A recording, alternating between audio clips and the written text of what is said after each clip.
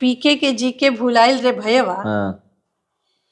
मन बड़ा उदासीन हुआ कि एक प्रतिष्ठित पार्टी से अगर यही जीके है तो हमें गर्व है अपने आप पर कि हम जमीन और लोगों की बात करते हैं, और पीके वो जीके भूल गए हैं।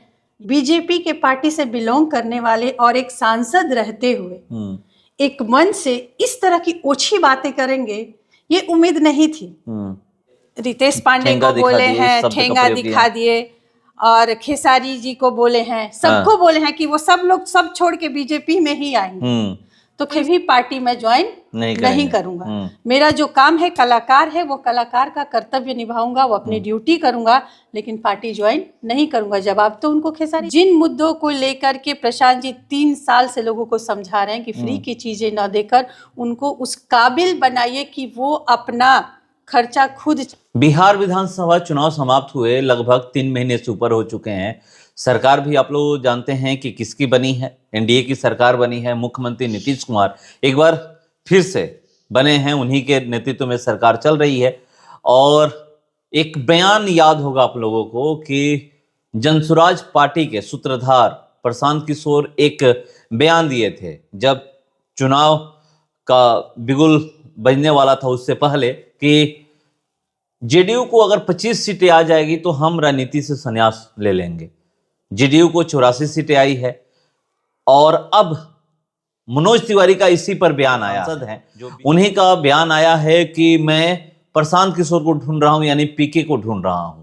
कब वो राजनीति से संन्यास ले रहे हैं? चलिए इसी विषय पर हमारे साथ बात करने के लिए मौजूद हैं जनसुराज के बिहार के प्रदेश प्रवक्ता पद्मा ओझा जी। मैं सीधे इनसे जुड़ता हूं। IBN 7 भारत में आपका स्वागत है। धन्यवाद आपका और आपके चैनल को भी।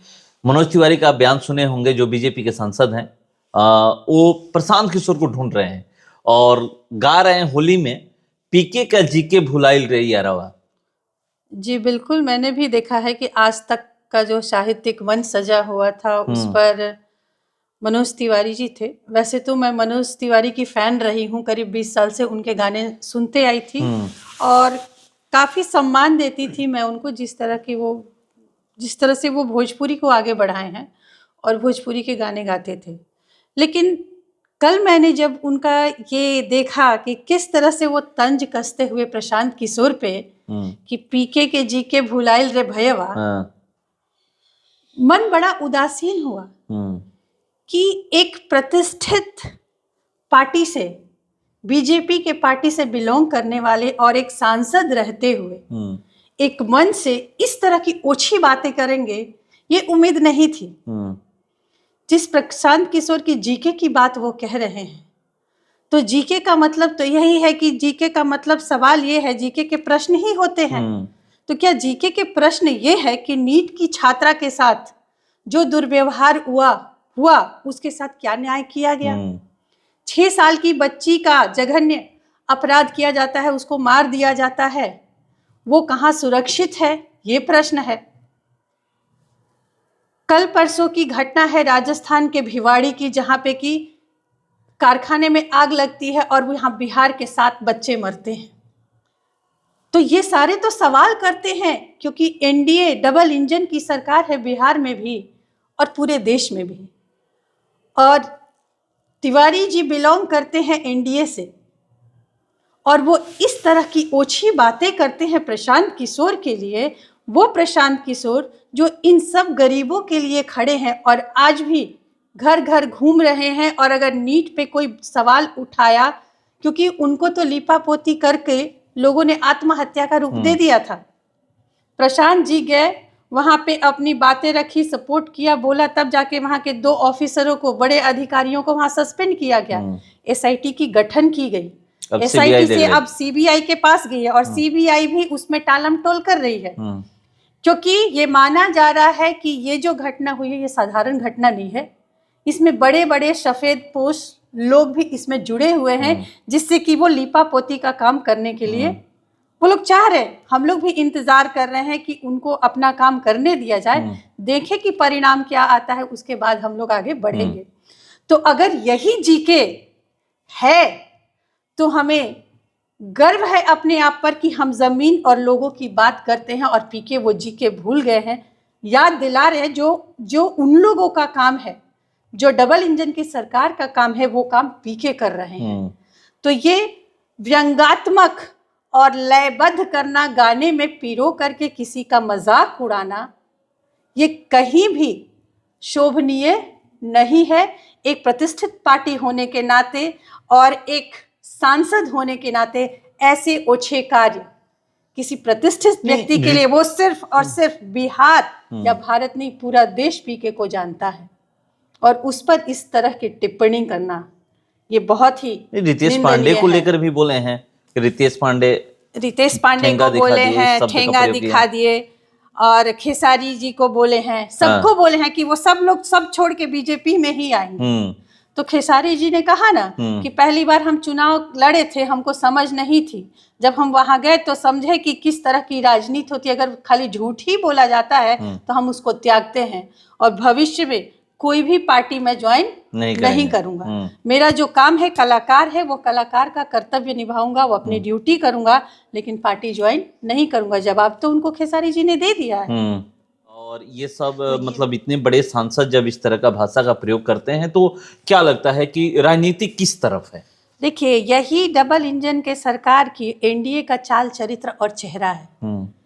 प्रशांत जी ने शुरू से ही उनके जो दिग्गज नेताओं का नाम बिहार में लिया जाता है, सबके पोल खोल के रखे थे, लेकिन जनता भी उन्हीं को सपोर्ट की और उन्हीं को ला करके पक्ष में खड़ी कर दी। तो अब जनता के सामने कोई क्या कर सकता है? उन्होंने तो एनडीए को दे दिया कि भाई आप सरकार संभालो, आरजेडी को, महागठबंधन को दे दिया कि आप विपक्ष में बैठो, और हम जन सुराजियों को बोला कि नहीं, आप सड़क की राजनीति कीजिए। तो हम लोग आज भी सड़क की राजनीति कर रहे हैं।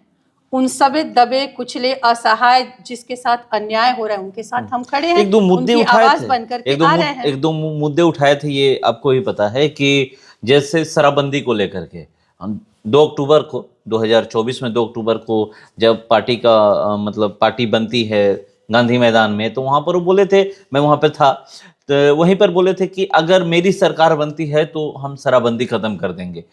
शराबबंदी खत्म करने के लिए फिर से एक बार विधानसभा में मतलब शराबबंदी पे बात होने लगी है कि नुकसान इससे हो रहा है, इससे कुछ फायदा नहीं है। एनडीए के में जो घटक दल के जो लोग हैं वही कह रहे हैं, जैसे जीतन राम मांझी की पार्टी का ले लीजिए हम, या फिर उपेंद्र कुशवाहा की पार्टी का ले लीजिए रालोमो, ये पार्टी कह रही है कि इस पर समीक्षा की जानी चाहिए। तो बात वही है ना कि जिन जिन मुद्दों पे प्रशांत किशोर और जनसुराज ने बात की, आज वो सारी बातें आ रही है सामने। आप उसी का मत लीजिए। आप देखिए कि अभी जो बजट, जो कल की बात है कि इस पे भी बात हो रहा है कि जो भी फ्री बीज दिए जा रहे हैं लोगों को, सुप्रीम कोर्ट आज ही का कहना है, सुप्रीम कोर्ट का फ्री बीज दिए जा रहे हैं उसको बंद किया जाए, क्योंकि वो राजस्व पर बहुत ज्यादा दबाव पड़ रहा है। क्योंकि पैसे तो है नहीं, लेकिन फ्री के बांटे जा रहे हैं, रेवड़ी बांटे जा रही है।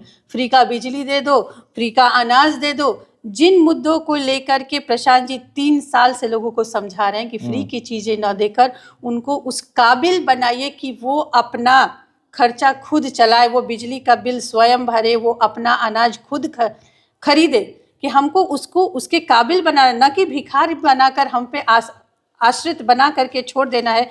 वो भी किस लिए? तो वोट बैंक के लिए। ये ओछी राजनीति करने वाले लोगों को सुप्रीम कोर्ट ने भी बहुत ही अच्छा फटकार लगाया है कि इस पर आप लोग सोचिए और फ्री की चीजों को बंद करके वो सारी सुविधाएं प्रदान कीजिए। फटकार लगाने से होगा, मतलब इस पे कंट्रोल करना होगा ना सुप्रीम कोर्ट को, मतलब इस पे संज्ञान लेना होगा। अलग अलग राजनीतिक दल को उन्होंने बोला कि ये जिस तरह की बातें आप लोग चुनाव जीतने के लिए ये बातें फ्री की बातें कर रहे हो और पैसे बांट रहे हो, आचार संहिता लगने के बाद भी पैसे दे रहे हो, आचार संहिता का भी उल्लंघन कर रहे हो, इन सब चीज़ों को आप लोग बंद करके स्वस्थ राजनीति करो, तभी जाकर के बिहार या देश का विकास होगा। अगर आप फ्री की चीज़ें देते रहोगे तो विकास कहाँ रहेगा? अगर बैठ के ही पैसे मिल रहे हैं, खाना मिल रहा है, बिजली का बिल नहीं हो रहा है, 10,000 रुपये मिल रहा है, तो हम काम क्यों करेंगे, मेहनत क्यों करेंगे? तो विकास कहाँ से होगा? हम तो वो 10,000 में ही निपट के रह जाएंगे ना। वो 4 किलो अनाज हमको मिलेगा, हम चाहेंगे कि उतना में ही मेरा सिमट जाए, उतना में ही हम मेकअप कर ले। वो तो ये नहीं चाहेगा कि हम मेहनत करें और मेहनत करके हम और आगे बढ़ें। जब फ्री की चीज़ें मिलेंगी तो ये कहने का मतलब कि सुप्रीम कोर्ट भी ये सारी बातें मान रही है जो कि प्रशांत जी जिन मुद्दों को उठाया था। तो ये होना चाहिए और शराबबंदी पे समीक्षा होनी चाहिए। बिल्कुल समीक्षा होनी चाहिए। प्रशांत जी तो बोले थे 2 अक्टूबर को कि जिस दिन हमारी सरकार बनी आधे घंटे के अंदर हम शराबबंदी को खत्म कर देंगे। शराबबंदी सिर्फ कानून में ही है ना कि शराबबंदी है, कानून में। शराब बंद है क्या? ये आप भी जानते हैं, हम भी जानते हैं, और जिसने ये शराबबंदी लगाई है वो भी जानता है कि शराबबंदी तो है, कानून तो है, लेकिन शराब बंद नहीं है। वो हर घर में मिल रहा है, उससे ज्यादा मौतें हो रही है, राजस्व का जो नुकसान हो रहा है वो हो रहा है, लोग बीमार पड़ रहे हैं उस पे खर्चे हो रहे हैं, लोग जेलों में बंद हैं उस पे खर्चे हो रहे हैं, जेल का भी खर्चा कि उनको रखा है तो खाना पीना देना। तो कुल मिलाकर के जितने खर्चे और जितने दबाव पड़ रहे हैं, शायद इस तरह से नीतीश जी और इनकी सरकार, एनडीए की सरकार है, वो सोच नहीं पा रही है। दूसरी रही बात कि अगर ये दलील दे रहे थे कि नहीं शराबबंदी जो है वो बहुत ही अच्छा और महिलाएं इससे खुश है।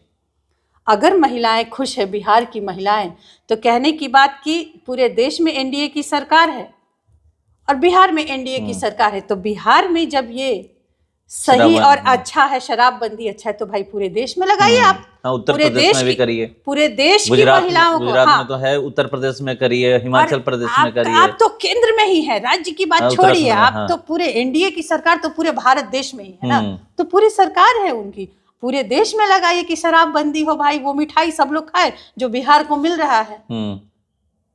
तो कहीं ना कहीं ये सुप्रीम कोर्ट ने भी साबित कर दिया कि प्रशांत किशोर और जनसुराज जिन मुद्दों को उठाया है वो सही मायने में जनता के पक्ष में है और समाज के पक्ष में है। एक आखिरी सवाल है, अब तो आप लोग कह रहे हैं कि हम सड़क पे रहेंगे, क्योंकि जनता हमें सड़क पे ही भेजी है, ना सदन में भेजी है, ना सरकार में बैठाई है, ना विपक्ष में बैठाई, तो आपको बहुत बड़ी जिम्मेवारी मिली हुई है, प्रदेश प्रवक्ता बनाया गया है। कैसे अपनी बातों को रखिएगा कि आपकी पार्टी को वो मजबूती मिले? देखिए, हमारी पार्टी ने मुझ पे भरोसा दिखाया है, तो मैं कोशिश करूंगी कि मैं अपनी पार्टी को और अपने पार्टी के विचारों को, उनके सारे तथ्यों को मैं समाज के सामने, बिहार के सामने और देश के सामने रखने में सक्षम हूँ। मैं भरसक अपना कोशिश कर रही हूँ और करते रहूंगी, जिससे कि हमारे पार्टी का सर ऊंचा हो।